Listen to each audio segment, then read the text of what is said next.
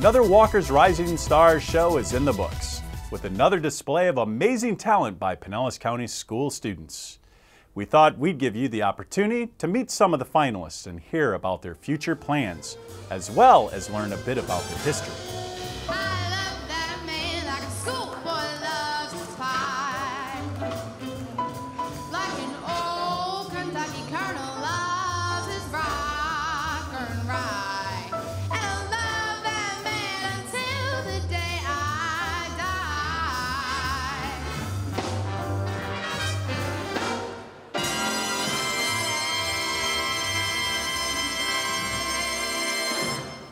I mainly do R&B with a little pinch of blues, a little bit, but yeah, I'm an R&B artist.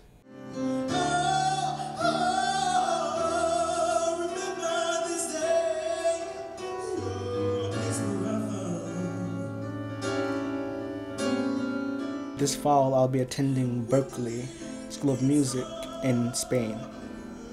I always wanted to go to Berklee, and see, my mom didn't go to college, so she didn't know like all the steps to help me. So I went to my mentor, Herbert Murphy and Alex Harris from the Arts Conservatory for Teens, and they helped me apply. They helped me fill out my resume. They helped me with everything, and I appreciate that. I do. And then I applied, and then I went to Fort Lauderdale to audition. And like me finding out, like I wasn't expecting getting. Like I'm gonna be completely honest. Like it was 2 in the morning when I found out, because I was at the bowling alley with my friends.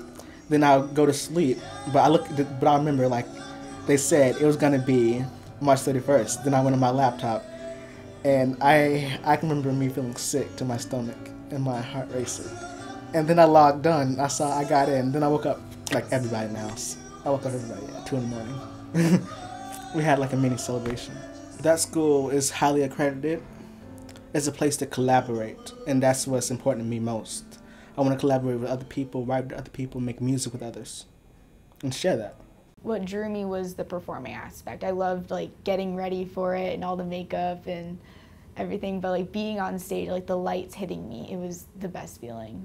So I love to stick with that. I started dancing when I was 4.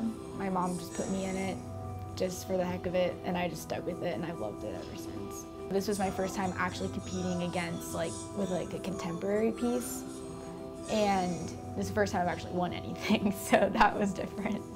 I'm very technical with the way I dance, and my artistry is kind of hard for me to portray. So definitely trying to connect with the audience was the hardest part. Performing for me is just it makes me so happy. I love it. It's my passion. And I've also been involved with singing, so the whole performing aspect is just my favorite part. I want to teach. I actually have applied to teach in college, so I'm gonna dance on the side for sure, but I'm just gonna try and teach on the side for now. It was the first time I'd won first in anything, so it was a huge shock for me, especially because the other two dancers were amazing. So it was just, I was so happy. My whole family came, and everyone was so happy for me. I'm really grateful. I want to study physical therapy because of my earlier dance training. I know a lot about the body and stuff, so it's really interesting to me. So I want to pursue physical therapy, maybe physical therapy assistant, so I can work with dancers, maybe travel with a company as well. 463, my old life is 463 road signs behind me. I actually started doing theater because my older brother did theater, and both of us were really quiet kids growing up, and once my brother got into theater, he was a lot more outgoing, so my mom was like, you should try that too. And I did, and I liked it a lot. I've never been to Niagara Falls before. I almost went once on a family trip, but then my husband proposed and I had to stay behind and plan the wedding. On the way up, my parents hit a beaver and lost control of the car, and my mother was killed, and both my father's legs were crushed. Whenever you're doing something that's supposed to be funny, it's really hard to find the balance between being sort of over the top and hilarious and stuff, but also not overacting to the point where it's obnoxious and people don't like watching it. I definitely still plan on auditioning for things in college, but I'm not majoring in theater for college. I'm actually majoring in journalism and film studies because I wanted to get into documentary filmmaking, but it's not something that I'm just going to drop when I go to college. I'm always going to be participating in shows when I can. I think the first show I did was Alice in Wonderland, and I was the Mad Hatter, and I felt like I did a really bad job, but during the whole process, I did make a lot more friends than I ever had before in my entire life. So I decided I was going to keep coming back, and I continued it into high school. To me, at least, for the reason that I started going into theater was so that I could meet more people and sort of come out of my shell and stuff. So it was very important to me. Theater isn't theater unless you have teamwork between everybody involved in a show, and that's probably one of the best parts of being in a show, getting close to everyone.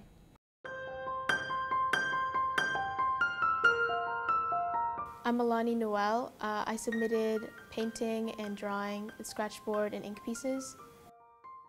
I find inspiration kind of everything around me, like a lot of my landscape and just like surroundings, and also just my personal interests and like cultural aspects.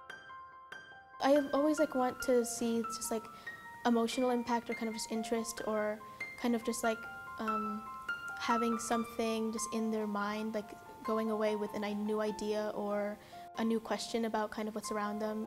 Alani is a wonderfully talented, very thoughtful person, as well as an exceptional artist. She can take a relatively generic prompt and turn it into a high concept piece, which is, it's really pretty cool to watch. Art to me is everything.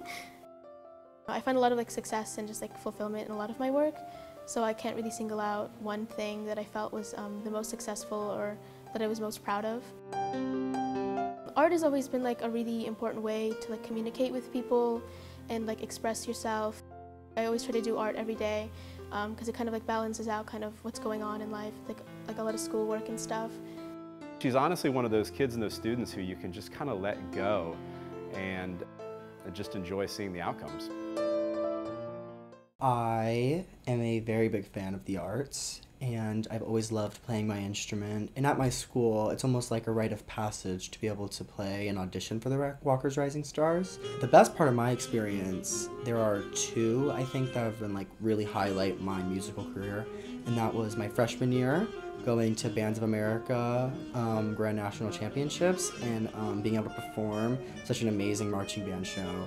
And then also this year, in my senior year, we went to Carnegie Hall and we got to play and premiere a piece in New York, which was something that a lot of people just dream of. So that was probably one of the biggest moments of my life. I think the best part is making new friends. I sometimes think back and I'm like, I would never have the friends that I would have. I wouldn't be the person I am today if it wasn't for that fateful day in 7th grade when I decided I wanted to play the saxophone.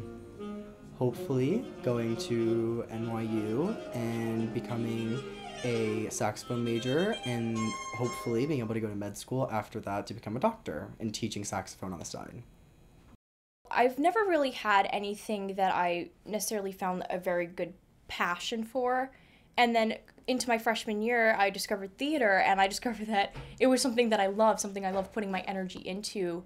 It just felt so gratifying. When I got home from being away over the summer and I unpacked my bags, the shirt never materialized. I played the sequence of events over and over and over and over and over again in my mind, and I have theories about what happened to it, but the simple fact remains is that my shirt just ceased to be.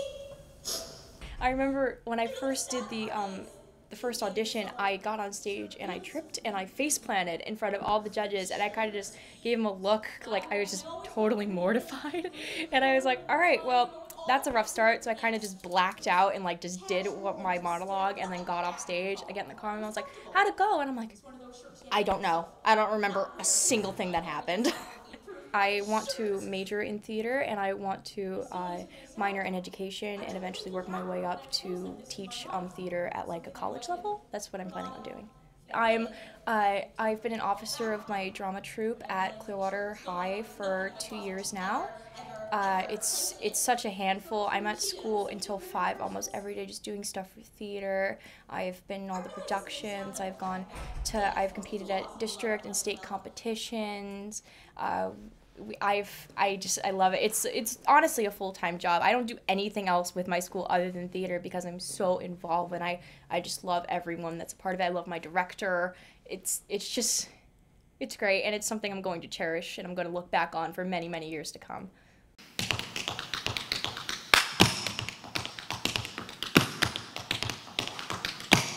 Not necessarily everyone that's watching you dance is a dancer and knows the form and the technique and how strenuous it is, and your job as a dancer is to make it look easy, like, oh, I just woke up out of bed and I looked like this today and I'm gonna dance for 7 hours and look like I've only been doing it for 10 minutes.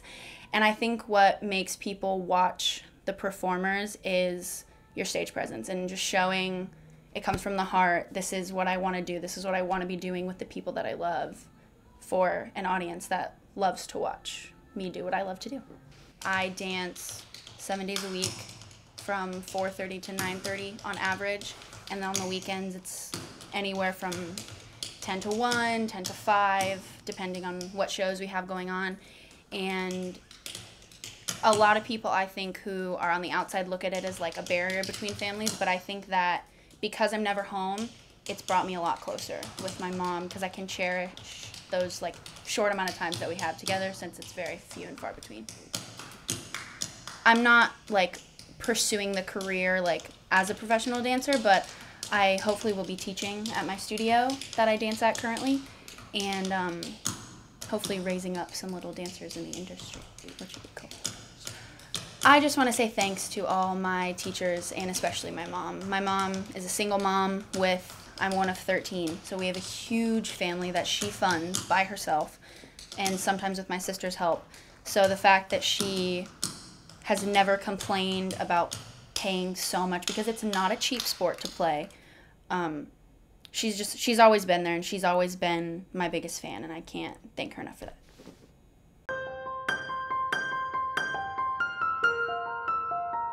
I'm Sierra Lambert, and I submitted a digital portfolio.